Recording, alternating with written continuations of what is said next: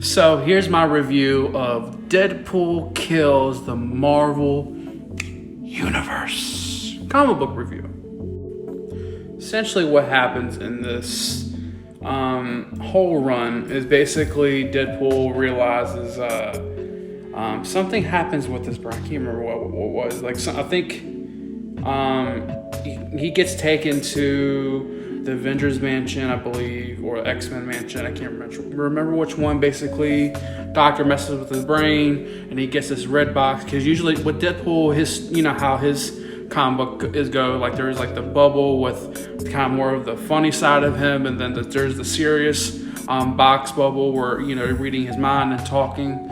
But then there's the red box, and essentially, Deadpool comes to this realization, and later in the run is that basically.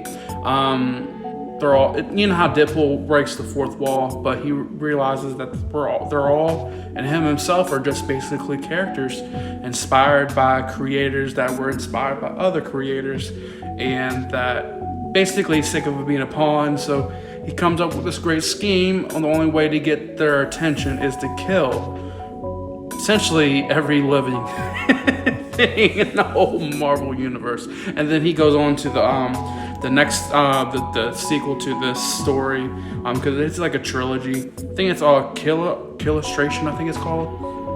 And he kills like actual story, like the Moby Dick, and he takes on like Sherlock Holmes, stuff like that. It's a whole, we'll get to that review, but overall this is basically he takes on everybody.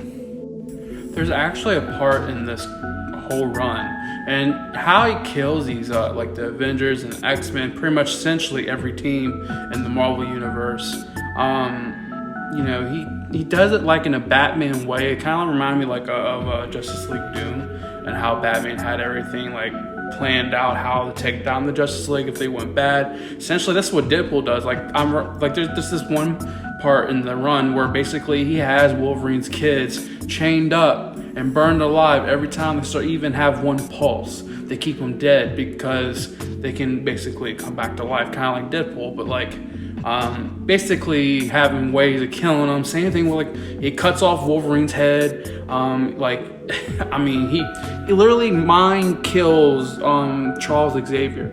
That's how crazy they go with this. I would give it a rating of a 7.9 out of 10. I do love this comic, but I do feel like sometimes, I like the story, but I just feel like sometimes it loses itself and the savagery and the killing spree basically of Deadpool. But I do love this story as well.